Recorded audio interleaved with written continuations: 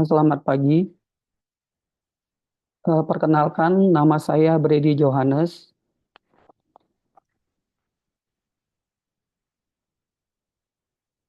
Eh, Saat ini saya akan mempresentasikan atau mereview semua topik mata kuliah yang telah kami pelajari, yang mana mata kuliah ekonomi dan pengembangan wilayah oleh dosen pengampunya, yaitu Ibu Andini Radiasa Pratiwi Esos MSI PhD.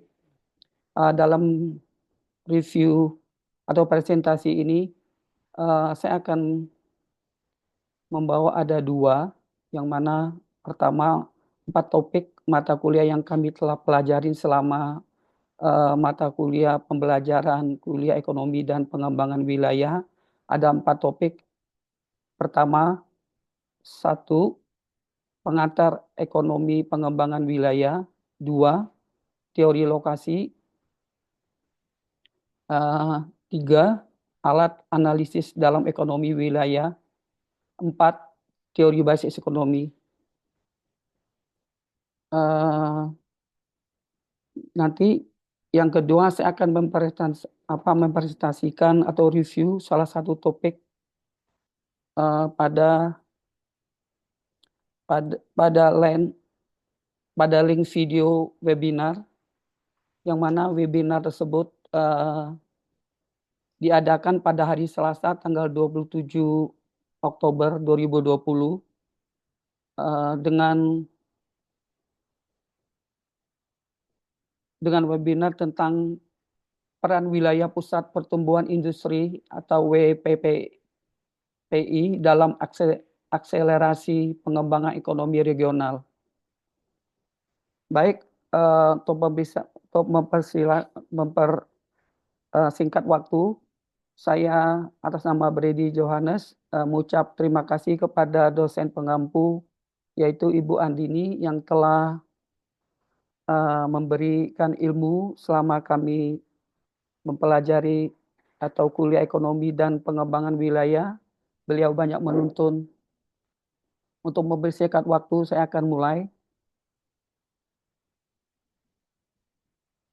di mana review ini akan kami sampaikan dari pengembangan ekonomi wilayah. Reflektif atau review dari topik yang telah dibahas selama UTS.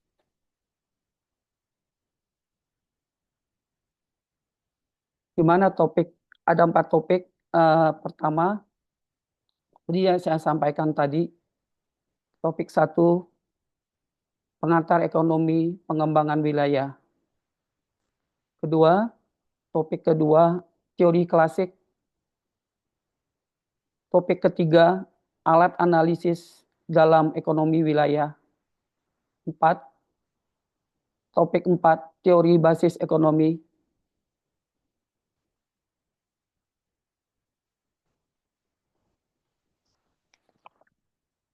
Pendahuluan.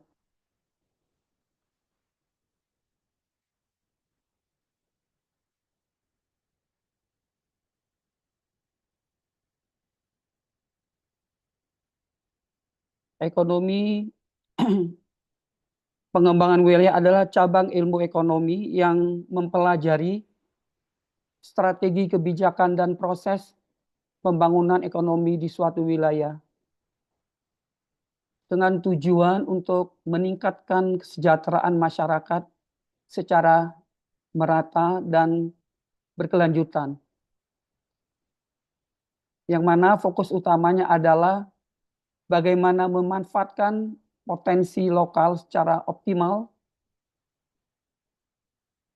menurut mengurangi kesenjangan antara wilayah, serta meningkatkan konektivitas dan daya saing regional.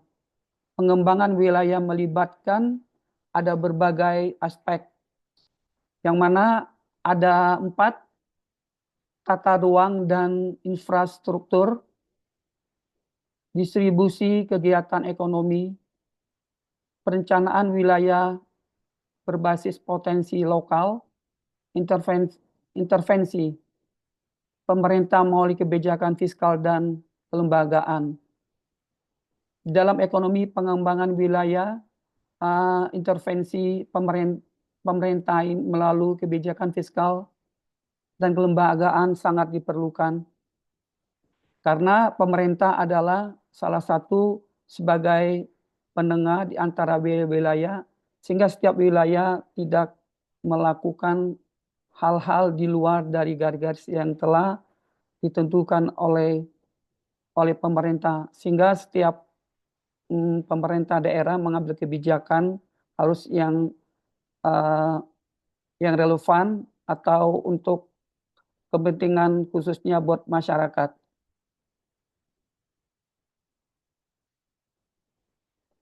Ekonomi pengembangan wilayah, definisi dari ruang lingkup peran peran ilmu ekonomi wilayah atau ilmu ekonomi regional. Ilmu ekonomi wilayah adalah cabang dari ilmu ekonomi yang fokus pada distribusi aktivitas ekonomi secara spesial atau ruang serta faktor-faktor yang mempengaruhi pertumbuhan dan pembangunan wilayah. Ruang lingkupnya meliputi pertumbuhan dan pembangunan wilayah, analisis terhadap bagaimana wilayah tumbuh dan perkembangan secara ekonomi.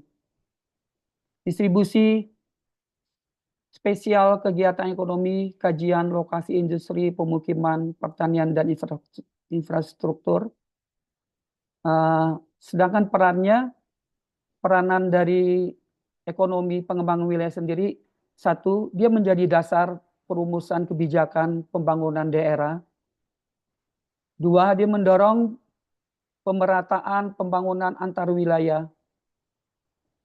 Yang ketiga, meningkatkan efisiensi pemanfaatan sumber daya lokal. Empat, memahami potensi dan permasalahan tiap wilayah. Lima, menyusun strategi pengembangan wilayah.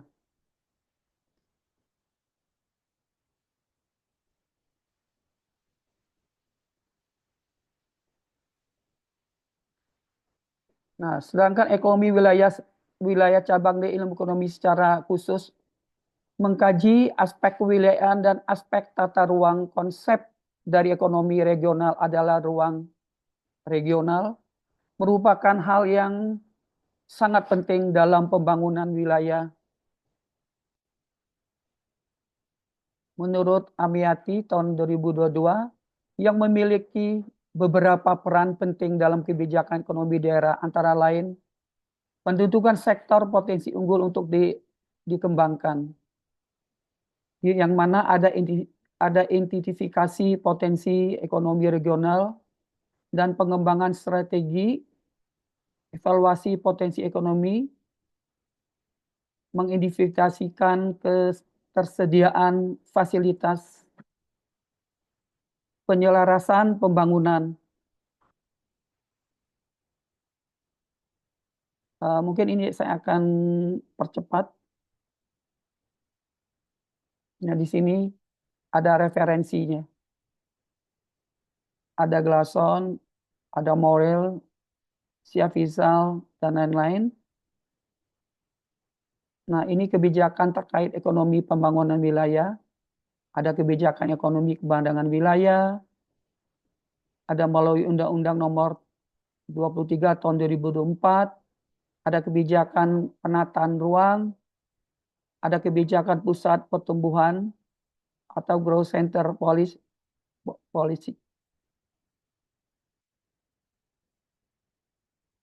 Kebijakan alokasi. Nah, ini untuk kebijakan terkait ekonomi pengembangan wilayah. Ada RPJMN, ada kebijakan pembangunan kawasan pedesaan dan tertinggal.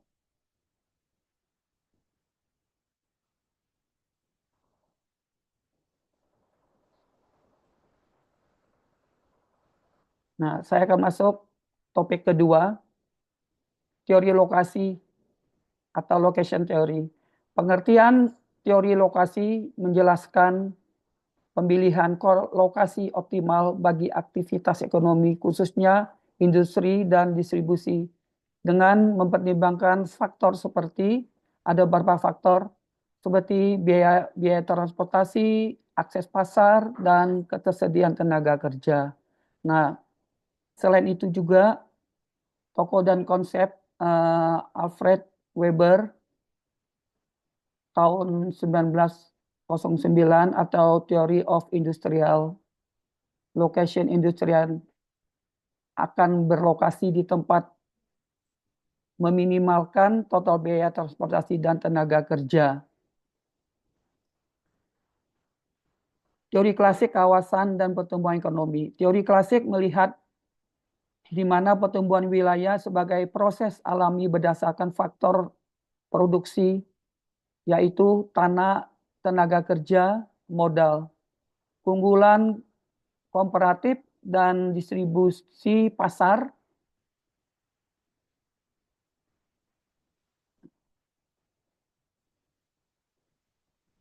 Nah, di situ juga ada teori klaster atau klaster teori. Teori klaster menyatakan bahwa konsentrasi geografis dari perusahaan sejenis dan lembaga pendukungnya akan menciptakan daya saing wilayah dan mendorong inovasi.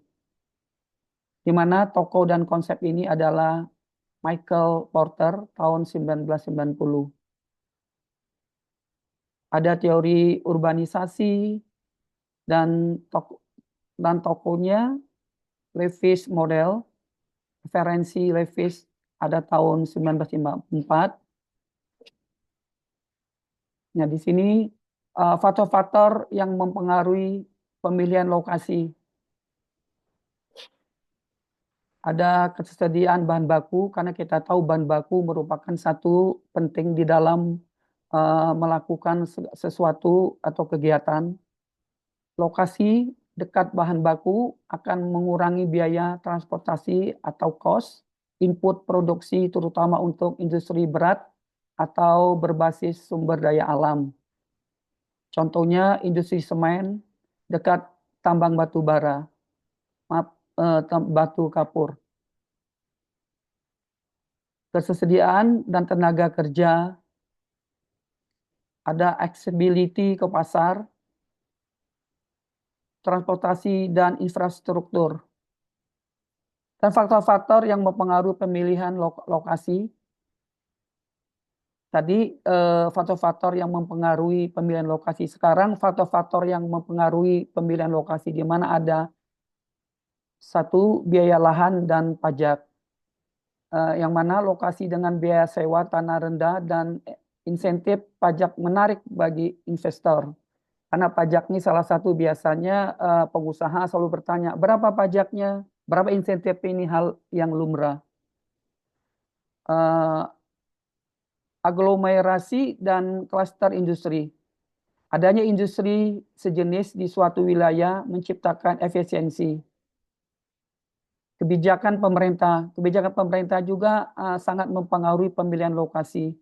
Kebijakan fiskal memberikan insentif dan regulasi lingkungan mempengaruhi juga daya tarik suatu wilayah. Contohnya, kawasan ekonomi khususnya KEK dengan insentif pajak. Dan yang terakhir, kondisi sosial dan lingkungan. Yang mana kondisi sosial lingkungan ini, faktor keamanan, stabilitas politik, budaya lokal, serta risiko bencana alam juga menjadi pertimbangan. Contohnya, investor akan menghindari wilayah rawan konflik dan bencana.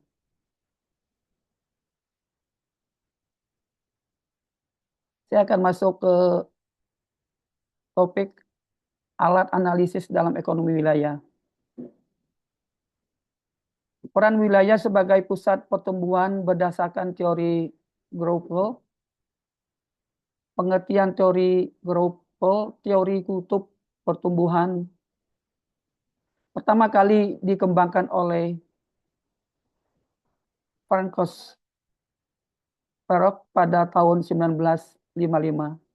Ia berpendapat bahwa pertumbuhan ekonomi tidak terjadi secara merata di seluruh ruang, melainkan terkonsentrasi di lokasi tertentu. Ciri-ciri kutub pertumbuhan, adanya sektor unggulan atau leading industri seperti industri berat, manufaktur, atau teknologi tinggi. Efek domino, pertumbuhan di pusat mendorong pertumbuhan ekonomi di wilayah sekitar. Interkoneksi sektor dan wilayah menciptakan rantai pasok dan aktivitas ekonomi baru. Efek aglomerasi, perusahaan saling berdekatan untuk efisiensi, inovasi, dan berkolaborasi.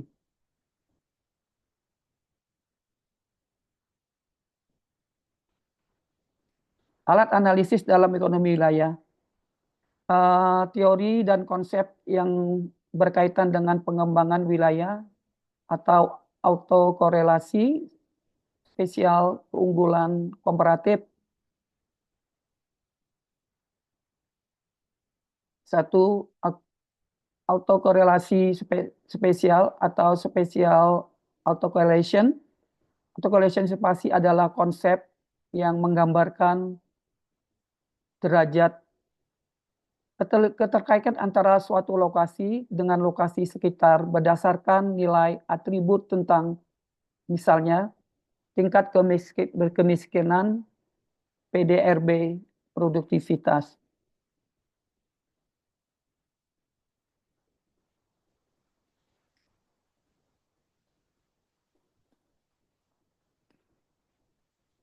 Keunggulan komparatif. Konsep yang dikembangkan oleh David Ricardo menyatakan bahwa suatu wilayah akan spesialisasi dalam memproduksi barang atau jasa yang memiliki biaya peluang paling rendah dibandingkan wilayah lain. Implikasi dalam pengembangan wilayah, setiap wilayah sebaiknya mengembangkan sektor yang paling efisiensi dan berdaya saing tinggi. Menjadi dasar perencanaan spesialisasi regional dan integrasi ekonomi antar wilayah. Referensi Ricardo tahun 1817 on the principle of political economy and taxation. Di sini dijelaskan location Quentin atau LQ. Di sini juga ada masih analisis dalam ekonomi wilayah. Shift share analysis, di sini ada metode analisis pertumbuhan ekonomi wilayah, membandingkan perubahan sektor di satu wilayah terhadap perubahan di tingkat akun nasional atau provinsi. Yang mana ada beberapa komponen, share efek pertumbuhan nasional, efek pertumbuhan umum di semua wilayah, industri mix effect, efek struktural, dampak komposisi sektor, kompetitif, efek diferensial atau keunggulan kekurangan sektor wilayah terhadap nasional, yang mana tujuannya menganalisa kekuatan dan kelemahan sektor ekonomi dalam wilayah. Selain itu juga untuk mengetahui apakah pertumbuhan sektor karena faktor eksternal nasional atau karena daya saing internal wilayah.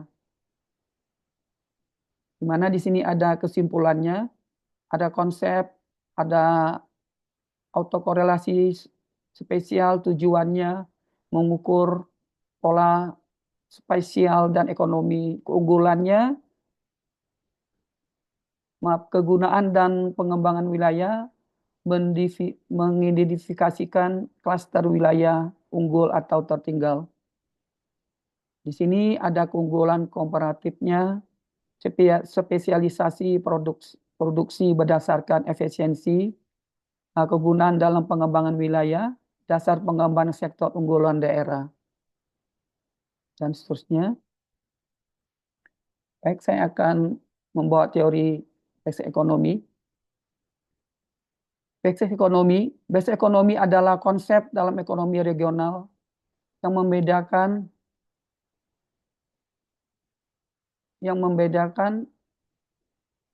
antara sektor-sektor yang menghasilkan barang dan jasa atau ekspor keluar wilayah, sektor atau sektor basis, dan sektor-sektor yang melayani kebutuhan internal wilayah itu sendiri, atau sektor non-basis. Basis ekonomi adalah bagian dari ekonomi wilayah yang menghasilkan barang dan jasa yang dijual keluar wilayah dan dengan demikian membawa pendapatan masuk ke wilayah tersebut.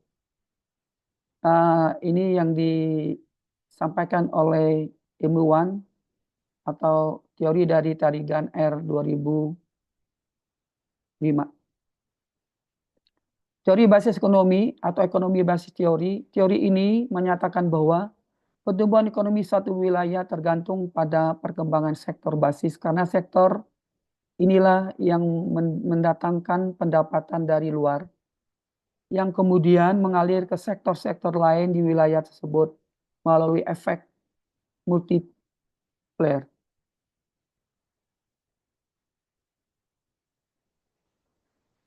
Tokoh asal-usul dari teori ini dikembangkan oleh Robert Murray Haig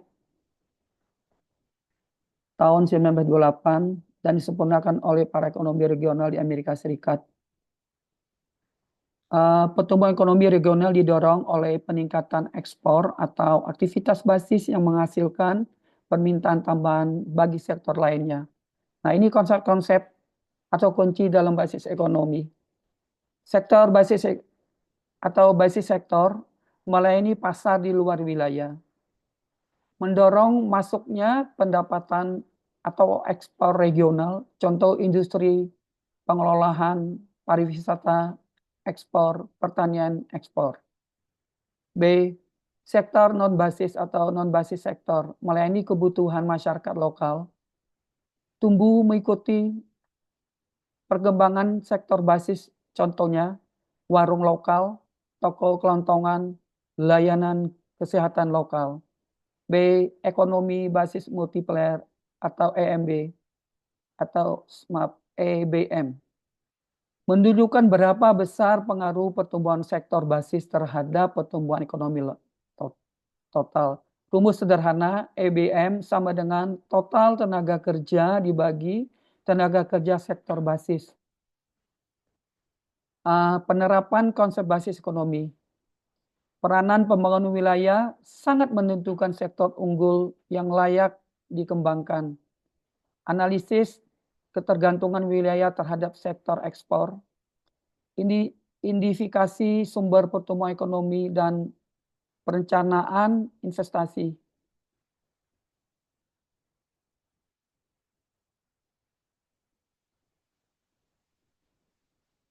Teori basis ekonomi, pengadaan basis ekonomi atau ekonomi basis multiplier. Pengganda basis ekonomi adalah rasio yang digunakan untuk mengukur dampak sektor basis terhadap total perekonomian wilayah. Konsep ini menjelaskan bagaimana aktivitas ekonomi di sektor basis mampu menciptakan efek lanjutan atau multiplier effect pada sektor non-basis seperti dan konsumsi lokal. Semakin besar nilai pengaruh apabila semakin besar pula kontribusi sektor basis terhadap akan menciptakan aktivitas ekonomi di sekitar lain. Ini menurut Tarigan R 2005. Di sini ada satu rumus, multiplier itu sama dengan pendapatan total wilayah dibagi pendapatan sektor basis. Di sini ada kurang lebih atau sama dengan 1, aktivitas sektor menciptakan pekerjaan pendapatan dan signifikan sektor, sama dengan 1, tidak ada efek pengganda atau tidak realisasi seperti praktek. Semakin besar.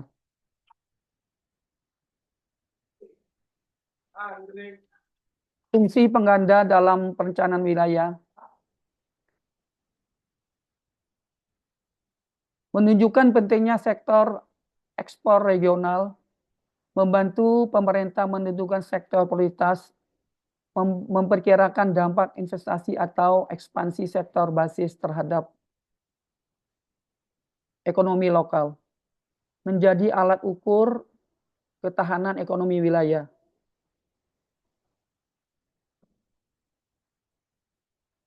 Kegiatan ekonomi berbasis atau basis ekonomi aktivitas. Kegiatan basis adalah aktivitas ekonomi yang menghasilkan barang atau jasa untuk dijual ke luar wilayah ekspor regional sehingga mendatangkan pendapatan dari luar wilayah tersebut. Ada beberapa ciri-ciri tersebut.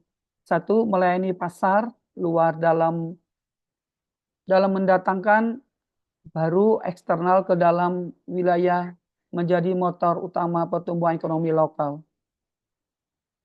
Mendukung sektor non-basis melalui efek pengganda, contohnya kegiatan basis industri manufaktur yang mengekspor produk keluar kota, provinsi, negara, pertanian, atau perkebunan ekspor. Misalnya sawit di Riau, kakao di Sulawesi, para wisata internasional dan domestik, contohnya di Bali. Tambang batu bara di Kalimantan yang dikirim keluar ekspor. Kegiatan ekonomi non-basis atau non-basis ekonomi aktivitas. Yang mana kegiatan non-basis adalah satu aktivitas ekonomi yang melayani kebutuhan penduduk lokal, tidak menghasilkan pendapatan dari luar wilayah. Ada beberapa ciri-cirinya. Yang mana satu, hanya fokus pada pasar lokal. Kedua, selalu bergantung pada daya beli yang diciptakan sektor basis. Tidak menambah pendapatan wilayah secara langsung, tumbuh seiring dengan pertumbuhan sektor basis.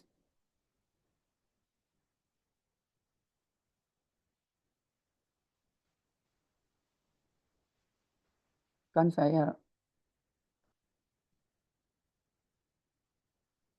teori basis ekonomi Tibot, kesimpulan model basis ekonomi Tibot mengkaitkan aktivitas ekonomi regional basis dan pilihan lokal rumah tangga berdasarkan layanan publik dan menekankan pentingnya kompetisi antar wilayah dalam menyediakan layanan efisiensi dan menariknya.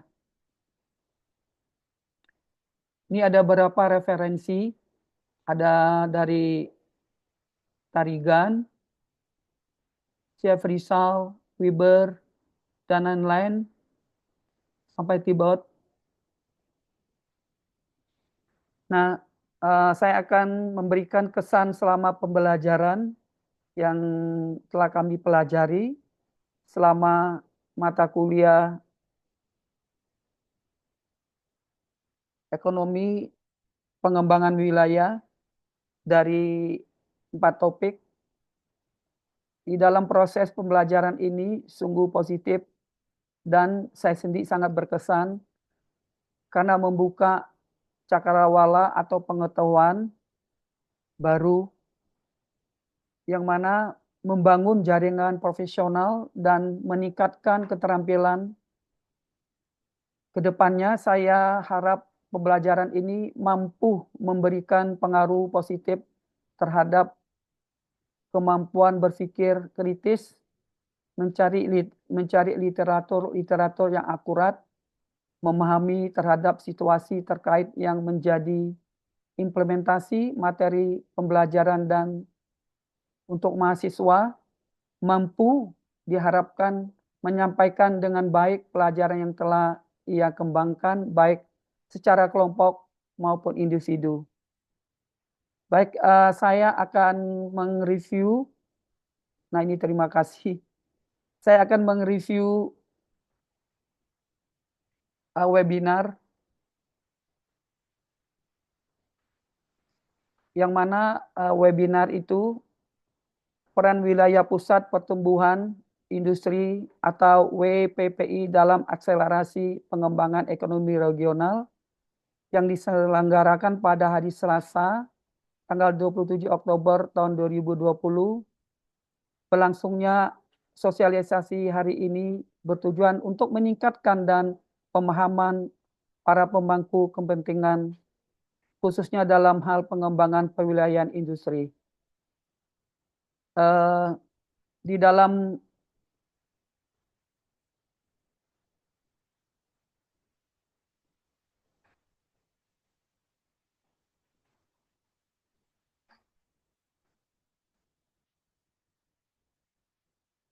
maaf,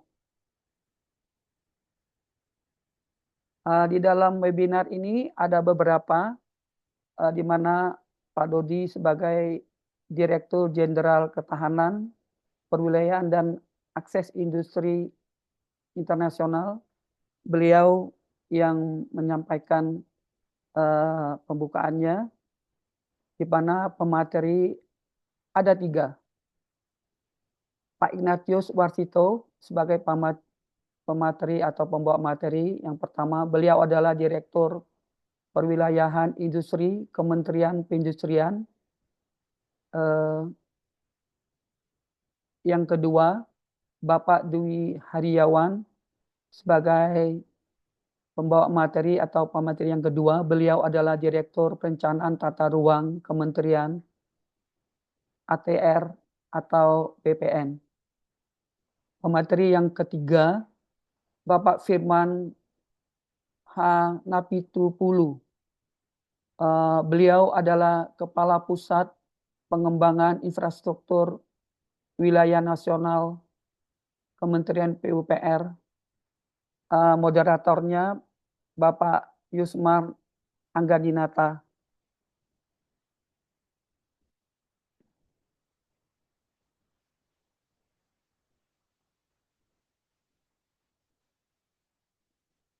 Baik, di mana menurut Pak Dodi, beliau Direktur Jenderal Ketahanan, Kewilayahan dan Akses Industri Internasional. Saya hanya memberi kesimpulan.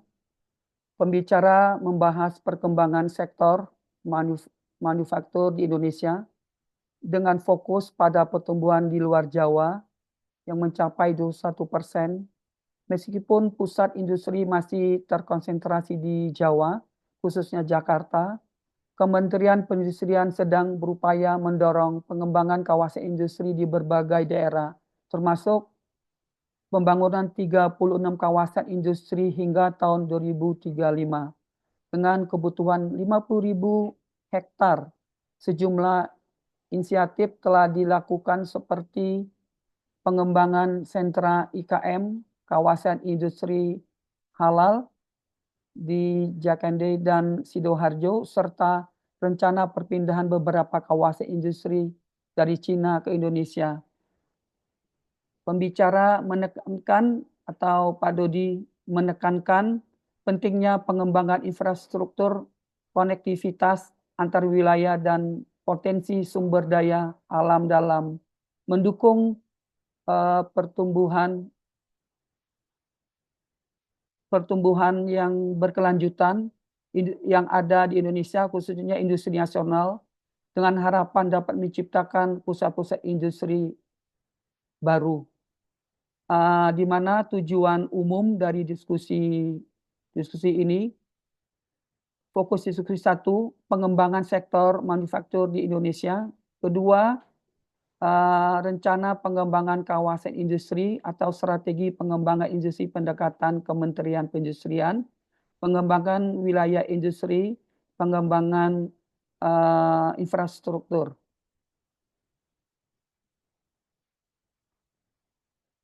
Pemateri pertama, Bapak Ignatius Warsito, beliau adalah Direktur Wilayah Industri Kementerian Perindustrian. Beliau memberi satu arahan pengembangan WWPI dalam perwilayahan industri. Dari summary beliau, pemateri membahas pengembangan wilayah pusat pertumbuhan industri WPPI sebagai strategi pemerataan ekonomi nasional dengan fokus memperluas kawasan industri di luar Jawa. Rencana ini mencakup peningkatan infrastruktur, pengembangan sentra industri kecil, menengah, dan optimalisasi potensi sumber daya wilayah di seluruh Indonesia. Tujuannya adalah mengurangi kesenjangan ekonomi antara wilayah barat dan timur dengan menargetkan pembangunan 611.000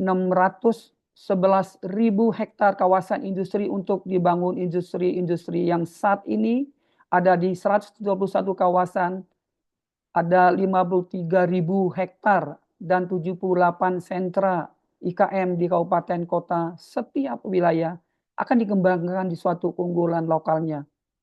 Misalnya industri petrokimia Sulawesi dan Papua, industri pengolahan logam dan elektronik di Sumatera dan Kalimantan, serta industri high-tech dan manufaktur di Jawa.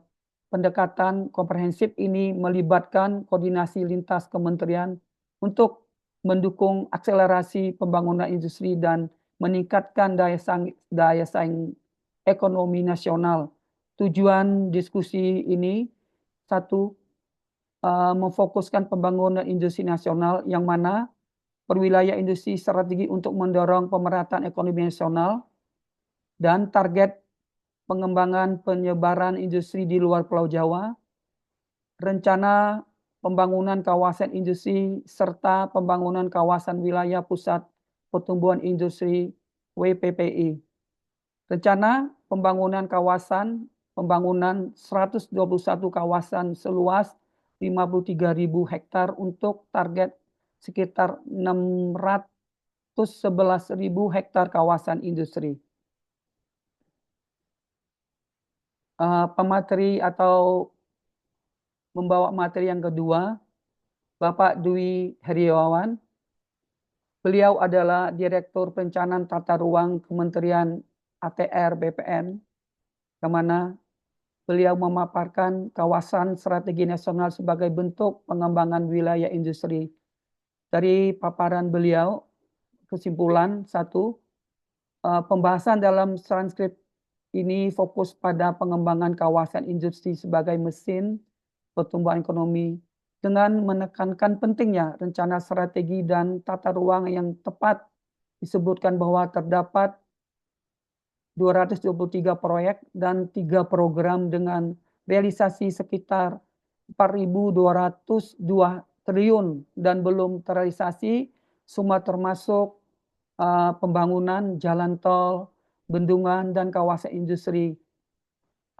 Pembicara menekankan bahwa kawasan industri harus direncanakan secara komprehensif dengan memperhatikan aspek lingkungan, efisiensi, dan dampak pertumbuhan di sekitar konsep pengembangan kawasan industri dikaitkan dengan kawasan strategi nasional atau KSN dengan 27 KSN ekonomi yang akan dikembangkan serta contohnya di Batam, Bintang, Karimun, yang mana tujuan utamanya adalah menciptakan kawasan industri modern yang terencana, terintegrasi, dan berkelanjutan dengan memperhatikan tata ruangan dan perizinan yang tepat. Tujuan umum dari diskusi tersebut, yang mana investasi nasional atau investasi struktur besar dengan nilai realisasi 4.202 triliun mencakup 223 proyek dan 3 program termasuk pembangunan jalan tol, bendungan, dan kawasan industri. Proyek strategis nasional atau PSN, 92 PSN telah selesai dan 54 PSN dalam tahap pengerjaan. Pengembangan wilayah industri. Kawasan industri tersebut mesin pertumbuhan dengan mendorong perkembangan ekonomi sekitar dan meningkatkan efisiensi produksi, manajemen tata ruang industri, pemusatan industri dalam kawasan terencana serta mengurangi potensi polusi lingkungan. Rencana pengembangan kawasan, rencana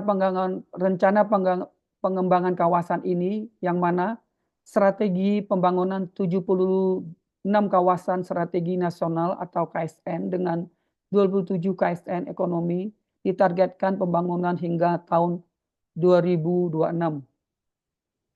Dan yang terakhir, pertimbangan perizinan, tata kelola pembangunan dengan proses izin berbasis kesesuaian ruangan dan pemanfaatan melalui sistem OSS atau Online Single Submission. Pemateri ketiga, yang terakhir, Bapak Firman Haji Napitupulu. Beliau adalah Kepala Pusat Pengembangan Infrastruktur Wilayah Nasional Kementerian PUPR, yang mana beliau memaparkan kebijakan pengembangan infrastruktur pendukung salah satu sektor industri. Dari pemaparan tersebut, kesimpulan yang mana pemateri membahas perlunya pembangunan infrastruktur strategis di kawasan industri untuk memastikan pertumbuhan ekonomi yang berkelanjutan dan pelindungan lingkungan terhadap fokus pada potensi dampak pertumbuhan industri yang cepat terhadap pertanian dan pentingnya mempertimbangkan rencana pengembangan industri jangka panjang, koordinasi dan sinkronisasi program-program sektoral dan perencanaan regional disoroti sebagai hal yang sangat penting untuk pertumbuhan industri yang seimbang dan terorganisir. Pemateri atau Bapak Firman Haji Napitupulu menekankan pentingnya pengolahan limbah yang tepat dan pertimbangan dampak lingkungan di kawasan industri, disebutkan komitmen sebagai salah satu untuk mendukung visi Presiden untuk pertumbuhan ekonomi dan penyediaan infrastruktur sejahtera, ideologi dan pembangunan infrastruktur untuk perluasan dan kesejahteraan daerah. Tujuan dari diskusi yang disampaikan Bapak Firman Haji Napitupulu adalah kawasan strategi nasional atau kawasan andalan itu merupakan aglomerasi berbagai entitas sektor unggul yang saling terkait di dalam satu kawasan. Upaya mendukung tematik kawasan mengarahkan ke 9 kawasan yang disebut nasional ditambah 18 kawasan industri yang sedang didorong infrastrukturnya agar kawasan industri ini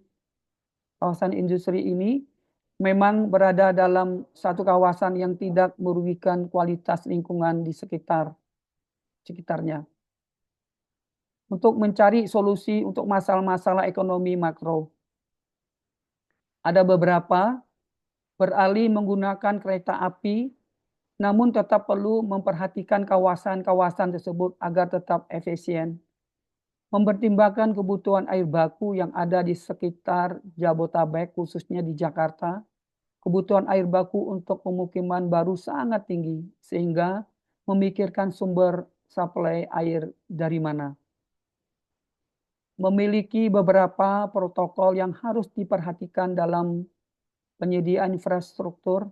Infrastruktur harus mampu memenuhi kebutuhan kelompok tertentu, bukan hanya pria dan wanita, tetapi juga kelompok yang lemah. Demikian yang dapat saya paparkan dari YouTube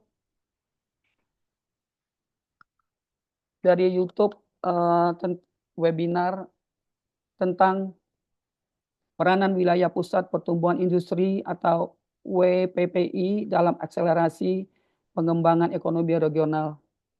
Akhir kata, saya ucapkan juga terima kasih kepada Ibu Andini sebagai dosen atau pengampu mata kuliah pengembangan wilayah. Kiranya akhir kata saya ucapkan terima kasih. Kalau ada yang salah saya mohon maaf dan saya mohon saran dan masukan nanti dari Ibu Andini. Terima kasih.